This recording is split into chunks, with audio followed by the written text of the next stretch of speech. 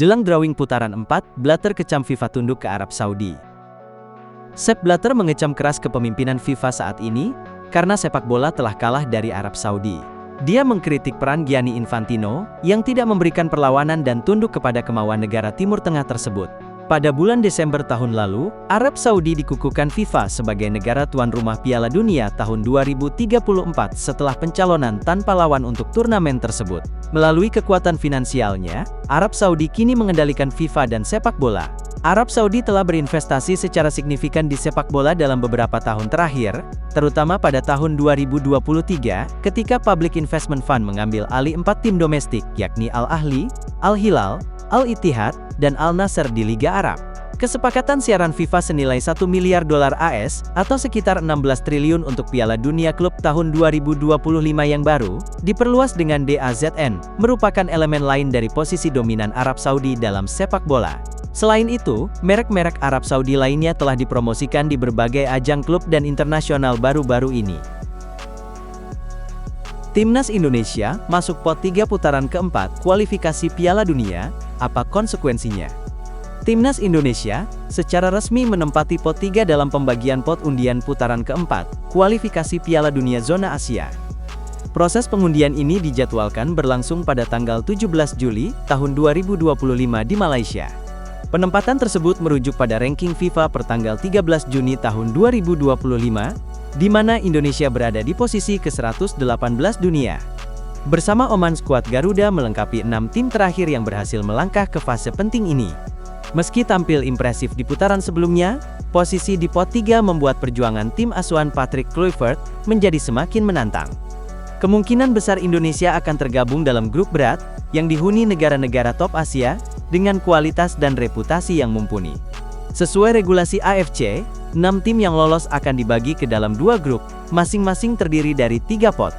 Qatar peringkat 53, dan Arab Saudi 58, sebagai tuan rumah bersama, dipastikan tidak akan berada dalam satu grup yang sama.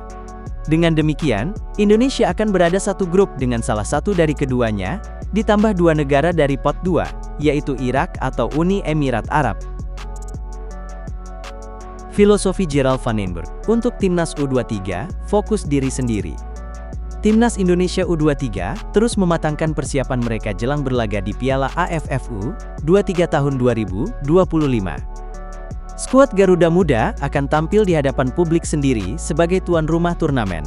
Pelatih Gerald Van den Bergh telah menetapkan fokus utama bagi timnya dalam pemusatan latihan.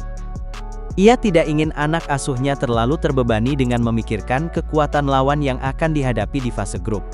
Van den Bergh menekankan betapa pentingnya membangun identitas dan gaya bermain tim sendiri. Selain itu, juru taktik asal Belanda ini juga menanamkan mentalitas juara kepada para pemainnya sejak dini. Filosofi dan target ambisius yang diusung oleh Van den Bergh ini menjadi sebuah pesan jelas, ia ingin mempersiapkan Garuda Muda untuk tantangan yang lebih besar di masa depan.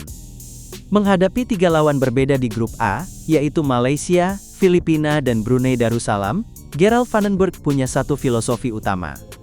Ia ingin Timnas Indonesia U23 lebih fokus pada pengembangan kekuatan dan permainan mereka sendiri.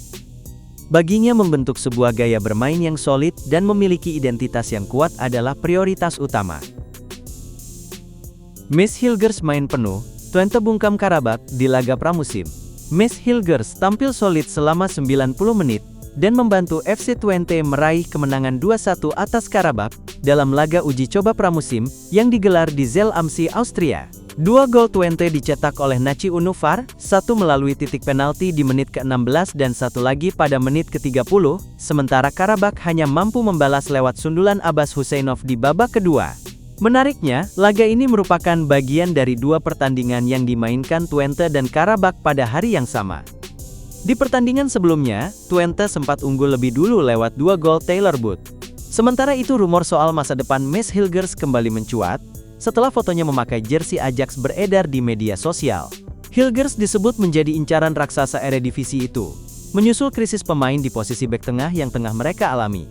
Direktur teknik Ajax mengakui bahwa klubnya sedang bergerak aktif di bursa transfer, meski harus cermat karena keterbatasan dana.